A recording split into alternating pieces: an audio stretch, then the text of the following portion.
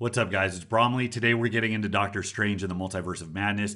It is important for me that you guys know that this movie was so bad that it actually led to the creation of this channel. Now, I'm a very petty person, so I took enough insult at the fact that it was so lazy, that the writing was so bad, that there were so many things wrong with it on the back end of so many good quality, skillfully made Marvel movies. More so than that, I was actually bothered by how many people liked it. That's the thing that was disturbing. That's the thing that kept me up at night. And I can't get the thought out of my head, because if people keep eating these movies up, and if this is all it takes to make another billion-dollar franchise, then they're going to keep giving us the same shit. So I decided to make a top 10 list. Actually, 10 wasn't enough. I had to break it into 11. These are the top 11 reasons Doctor Strange and the Multiverse of Madness was absolutely horrible. So the first thing that was wrong with the movie was the dialogue. The dialogue was absolutely atrocious. It was flat. It was procedural. It was a lot of the characters just talking about the plot, but even the moments where characters were interacting with each other, there wasn't a ton of depth. You can go watch, I don't know, the first few seasons of Game of Thrones, or you could go watch any Academy Award level drama and see what the writers and the actors portraying those characters brought to the movie in order to bring this really textured three-dimensional person to the screen.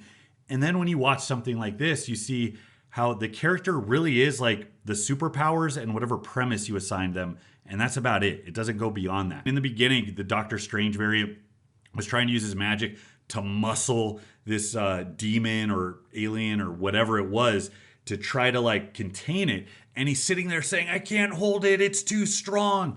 And it's that type of really campy, like the hero is talking about what's going on during the fight. And then you start to think of everything you know about Doctor Strange and the scope and depth of his powers and what he would be doing if the fate of the multiverse depended on this. And you see how little imagination from scene one went into handling these scenarios. So the dialogue was bad. And that's directly connected into some of these other things we're going to talk about. Thing number two is the humor, which is directly tied into the dialogue. You could tell, and it's been a complaint for a long time, that Marvel is trying to fuse in this formula for making the audience laugh and milk it for all it's worth. They figured out it worked early on. Some people do it very well. It takes a lot of art and skill to fuse the dramatic and serious elements with the comedy relief. James Gunn, Taika Waititi, they're very good at it. In fact, they're superb at it. But Marvel's trying to hit this button over and over and over. And the formula is have this long, serious, dramatic buildup. And then right at the crescendo, somebody cuts a fart. I don't even want to know. That's really what it is. And it disrespects the story that's being told.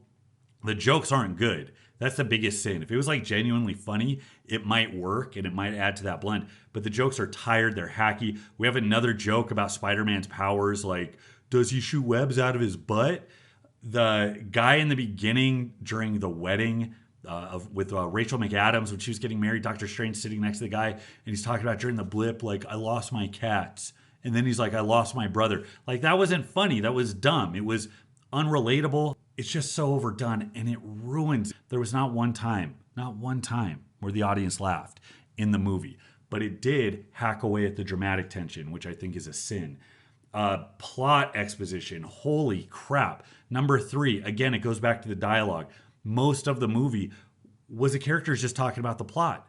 It was MacGuffins galore. They have this. Oh, let me tell you all about this thing that they have. Let me tell you about what it does. We're not going to show you how this whole process works through artful filmmaking. We're going to have two characters that you know sit somewhere and talk at length about all of the details you need to know. I hate that. This movie was entirely based around these premises that they didn't show you whatsoever. And there were a lot of like just really choppy jumps getting from point A to point B where they just kind of filled you in on the blanks. And for all of the time, attention, the power that goes to telling these epic stories, it's really, really inexcusable. And worst of all, it's fucking boring. So number four, I'm going to break into two parts. 4 part 1, 4 part 2. And that is Xochitl Gomez / America Chavez. I'm going to start with Xochitl Gomez, the actress. My first impression of her is that she is a solid mid-tier teen Disney level actress. Any kids movie or kids TV show you would see on Teen Disney, on Nickelodeon, Fox Kids back in the day, like that seems about her wheelhouse. She does not have the gravitas or screen presence to pull something like this off. The end result in this movie was not good. It was flat, it was incongruent. She didn't have a lot of charisma or chemistry with anybody else. I'm not going to go too hard on her though, because that could potentially be from the absolute atrocious writing. Brie Larson falls into that category. A lot of people hate Brie Larson. They think she sucks. Brie Larson, I hate to tell you, fantastic fucking actress. I really enjoyed her early on in the United States of Terra. She was really good in 21 Jump Street, and those were both humorous roles. Then you jump into like Room, the movie where she was impregnated by a guy that kidnapped her and had to raise her 5-year-old son in a room that she had from this guy and then like escape. One of the best dramatic performances I've seen. She's a heavy hitter. Her gravitas just by itself, her by herself, doesn't bring enough to these empty scripts. So you get something that falls flat like Brie Larson's movies ultimately did. Xochitl Gomez might fall into that category. I don't know. But I didn't really like her and what she brought to it. I don't think she had enough screen presence. Thing two is the character America Chavez. Holy crap. What an absolute like wet piece of tofu this character is. Just like tofu, the role is not to be like an actual standalone food item. It's not supposed to bring all the flavor. It's supposed to be like a transport vehicle for the other flavors around it. And that's what America Chavez is. She is just representation tofu. The character has a very kind of silly and simplistic backstory. The fact that they shoved her into this movie, covered her backstory like right off the bat with, I have this power where I can create portals and a bee landed on me and I got scared and it sucked my mom's away. It's just such a silly one-dimensional story. There's nothing about her look that's inspiring. There's this thing about making everybody a hero. That's part of the representation thing I don't like, is that it makes it unimpressive. So it's not just the social demographics you're trying to represent. It's like a mundane, boring teenager. The way she dresses, the way she looks, everything is just like, I woke up like this and I hate it. It's all unearned. If everybody can be a hero, then there's nothing exceptional about being a hero. Now, the big chip on my shoulder I have is that the creative types who push the representation angle don't do it well. If you believe that representation is important, and I do, not just for social reasons, it's important to like good storytelling, period. All of these characteristics are things that make an interesting story, and they're things you can use to build off of to make unique characters that add something to what you're trying to put together. But when you do it poorly, you not only do a disservice to the thing that you're trying to make, you do a disservice to your actual cause. It's not fair to the people you claim to represent, assuming that your shitty superhero is even going to adequately represent an entire population of people. But even if you're just trying to speak to that one kid who might feel empowered because they see themselves in a superhero in a way they otherwise didn't, you don't even get that far because you put together something so flat and stale, and it gives you the ability to wag your finger like your morality is enough, not your actual skill and talent as somebody creating a story and putting it on the big screen. It's hacky, it's lazy. I fully believe it's something that shitty artists and shitty writers and creative types cling to because it's a workaround for not being talented. And worst of all, it gives these soulless corporate entities an out for turning out trash. They have to check their box. That's all they have to do. And then there's something wrong with you if you don't like it. If you believe representation is important, they deserve fucking better than this. I tell you that. Moving on to number 5, unearned plot development.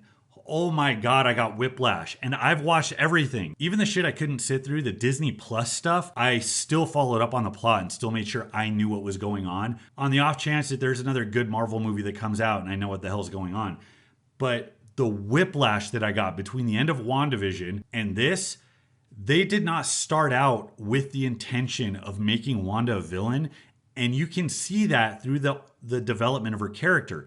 Similarly with Khaleesi in Game of Thrones, you could tell that was a last minute, rushed ass decision to try to do this unearned jump to get a twist for the sake of it, subvert expectations. I don't know. There's this problem, and it's one of the reasons I hate multiverse stuff, is because it doesn't get done well. You take these characters who should have kind of an integrity and a solidness to who they are, and all you do is just swap out different personality types and call it a variant. There's nothing substantive about the person. You can just have, well, this is good Superman, this is evil Superman. It's lazy, and that's not how good character development should go.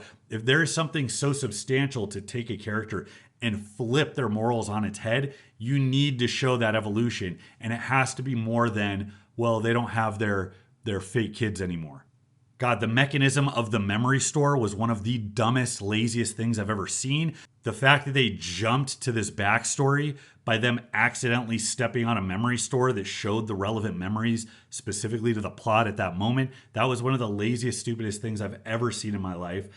The stabbing of the Darkhold when Wanda's like meditating and you have some rando extra come up and stab and destroy the book. Like that's all it took. You have somebody who is at the same time overpowered and who can also be gotten very easily. It's very strange. America beating up Wanda. Again, just a Mary Sue jumping in. She's great for the sake of being great.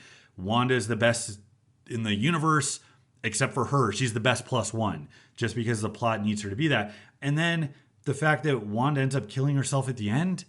Like, what was Doctor Strange's role in all this? Like, good work, Doc. Like, you were completely irrelevant to all of this. The sixth reason this movie sucked, massive tonal shifts. That's obvious to anybody. Sam Raimi has such a distinct style. And a review I saw put it best. A third of a Sam Raimi movie is better than none at all. And I kind of agree with that. I really did enjoy the Evil Dead callbacks. I enjoyed the bits that you could tell were distinctly Sam Raimi. If the whole movie was done in that style, we would have had something gnarly.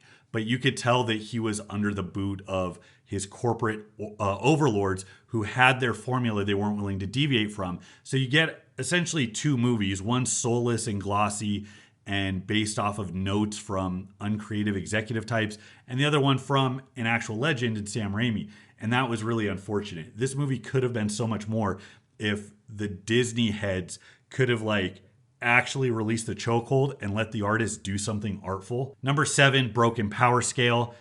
I mean, the plot is so much nonsense because it hinges on these battles. It's mostly these action scenes between these characters that presupposes some set of skills that may or may not be effective in certain situations. But the power of the characters is dependent entirely on what the plot needs to happen.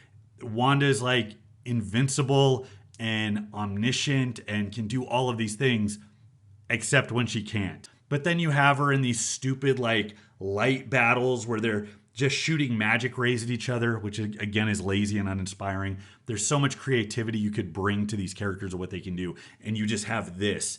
It just shows that they don't know what to do with these characters that they have. And it's not just the scale of powers being inconsistent, it's that the degree to which the characters use them is inconsistent. You're just sitting there absorbing this visual feast, but nothing is at stake because everything's going to turn out the way the plot needs it to turn out, and it takes you out of the movie. It's really stupid.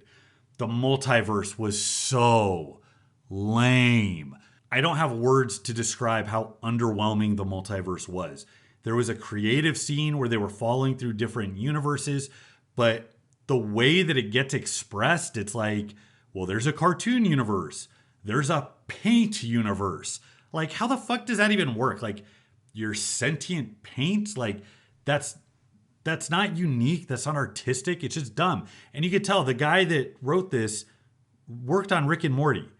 So this very much felt like those Rick and Morty interdimensional travels where, you know, they had the bit where they're running through like there's sentient telephones and they're sitting on pizza ordering chairs, and then they go into a next one and it's like sentient pizza that's ordering telephones. Like, you could tell it was just that level of just completely like rando humor. The fucking lazy depiction of the world that they went to. It's like, we go on red here and stay on green and our pizza is round. I don't know if that was meant to be funny because it was so dumb. If that's the case, it was another failed attempt at humor that undercut the drama and the creativity and the storytelling. I don't think it was, though. I think they actually put that in as, well, if you have different variations of universes, everything's going to be the same except like these arbitrary backwards qualities. It's like everything's an evil twin universe. It's like, it's just like me, but evil. Just like me, but 100% backwards and bizarro. Here's the thing, the multiverse is open-ended. It gives you free reign to do so many different things. You could have had worlds that looked nothing like ours, and you could have showcased just immense creativity in what those worlds might look like and end up in truly like horrific Hellraiser type environments. Or you could show futures that are very close to us, where you could see your entire life and everything you love turned on its head. You could get that lump in your throat from seeing what happens when the characters you love live through these different traumas and have to deal with things that just weren't quite right. But because it was so open-ended, I think people don't know what to do with that, and they end up doing some kind of shitty middle ground. This reminds me of all of the comic book cover variants and all of the action figure variants in the 90s that everybody ate up. It's like, just because it's the same thing but a little bit different, fans just fucking eat it up. And it's stupid. It's really dumb. You should expect more from these people. They had a brilliant premise and they blew it. They did nothing with it. Number 9 is like a blatant disrespect of these characters. This is a theme in Marvel movies. It's like they don't take their own story seriously. They see it as just being kind of fun storytelling that doesn't have any real stakes. And you can insert a joke wherever you want. You can break the fourth wall whenever you want. And you can do all of these fun Easter eggs and nods to the fans that are like, we see you. But in doing that, they treat their characters the way a toddler treats his action figures. They just mash them into each other. Your first introduction of Reed Richards, and he dies in the most absurd way. If they ever decide to use John Krasinski, if they ever introduce Reed Richards in the future, that's going to be your memory of him. It's like, oh, remember when like you faced off against the Scarlet Witch, introduced yourself as the world's smartest man, and then got turned to ribbons because you tried to fist fight her? The only reason that would excite you is because you just like seeing your familiar characters on screen. It reminds me of people that really like trains. Like if you go out and you're the person that seeks out rare models of trains and writes it down in a log and takes pictures of yourself standing next to it, and that's your thing, you're the train guy. If you're the train guy, if you're really into trains and they decide to make a documentary about trains, it's a really low bar they have to meet in order to satisfy your craving for train-oriented content. This is the same thing. There are just floods of people who are glued to the internet culture, the comic book culture. This is their thing. This is just the thing that they're into. And what should be reserved for like kids, now adults are engaging in, which it's almost kind of an identity. You introduce yourself as a nerd. It's like, I'm into comic books. That's my thing.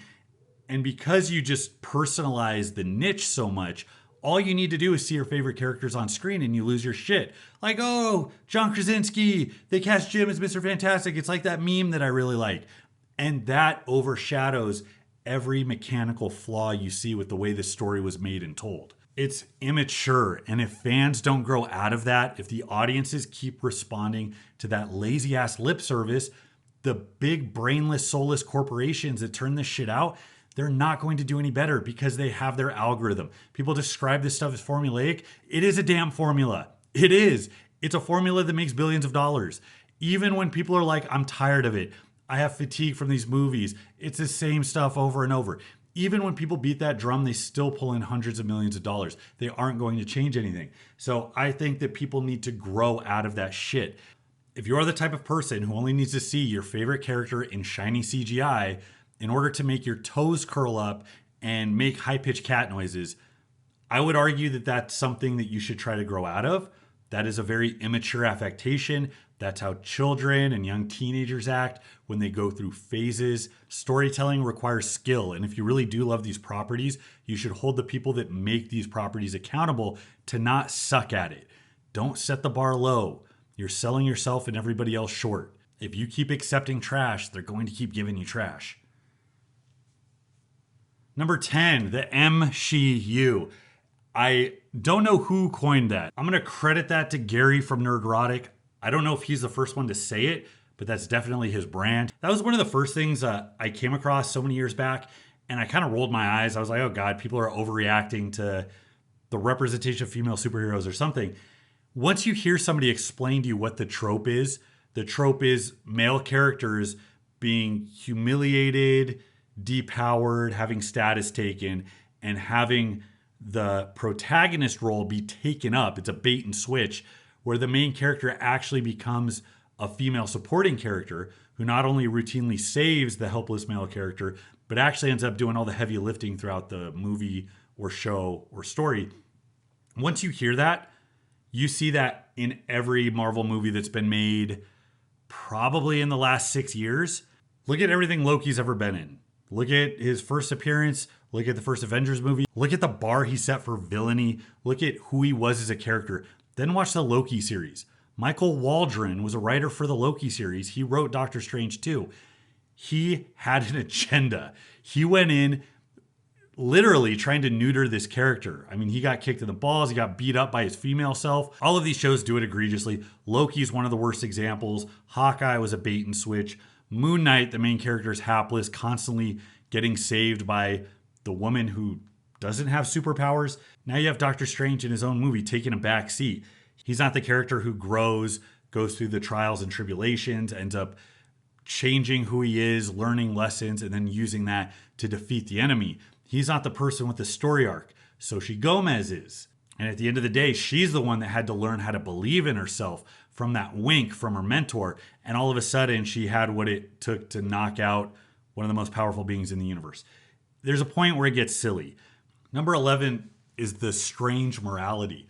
This is the thing that really gives you insight into how personal this messaging and activism is to the people putting this stuff together. It can't help but have its message bleed in and affect the story. It would be like if you tasked a fundamentalist Christian who might write just like amazing sci-fi, or he might write very good legal thrillers, but anything on the topic of religion is probably not going to be free from the imprint of that person's deep-rooted biases. It treats the women as being overpowered. They're Mary Sue's. They're good for the sake of being good. But at the same time, it holds them as victims.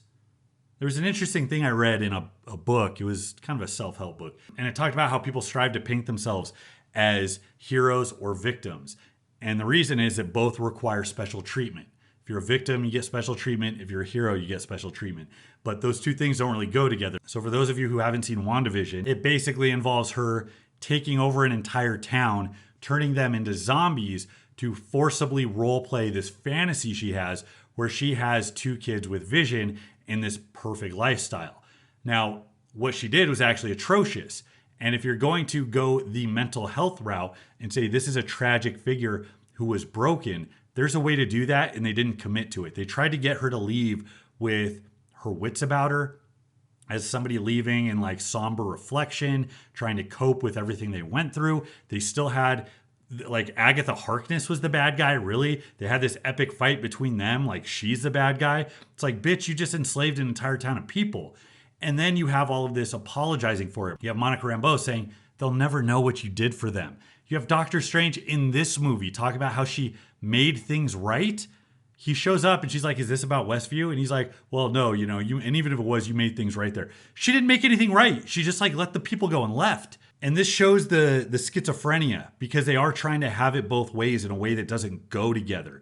They're not quite setting her up as an anti-hero, because this isn't how anti-heroes act. Even someone like the Punisher, they're tortured, they were victimized, but they use their brutality as a coping mechanism to take out bad guys. There's still a sense of justice there. Wanda's driven entirely by the selfish desire to continue her fantasy. Also in the beginning, I mean, the Doctor Strange variant was kind of labeled as like an evil Doctor Strange because he was about to sacrifice America for the multiverse. And it's like, that's not evil whatsoever. That's actually a very mature adult decision that's required. Yeah, that's a no-brainer. That's a very moral decision. In fact, it would be negligent not to do that. You're literally sacrificing countless, infinite trillions of lives for this one person that you have an attachment to. That's actually insanely selfish. So the way these movies are starting to handle gray area, it's not stellar. They either don't handle it at all, or they handled it in such kind of a muddy, twisted way. It just really it shines a light on their implicit biases that they're writing this stuff with. So actually, we got a bonus one, number 12. I couldn't fit it into 10, guys. There was too much. Number 12, it needed a shit ton of engagement with the previous properties. Like I said, I did my homework. I've seen every Marvel movie. The good ones I've seen 5 or 6 times. Even the shows I couldn't get through because all the Disney Plus shows are god-awful. I caught up on the plot. Even sitting through it, there was so much going on. I'm like, this isn't a movie. This is like an unearned endgame where you're trying to bring in all these threads into one thing. But this is going to be the downfall because they're trying to repeat the success, the domination that they experienced with the first run of Marvel movies that led into Endgame. Those were different. Those were deliberate. They were artfully done. They were properties that were handled by people who were good, who had creative freedom to make them so. Now we have a group of people who are running these properties that are not talented and not expected to be. It's going to shoot them in the foot because it's creating a worse viewing experience. They're mandating people see these other properties that aren't very good. They've gotten greedy. They're trying to get the benefit of the original MCU without any of the work, skill, artfulness that went into it. It's not going to work, and I hope it fails. In fact, I'm pulling for an antitrust suit against Disney so we never have to see this atrocious shit again.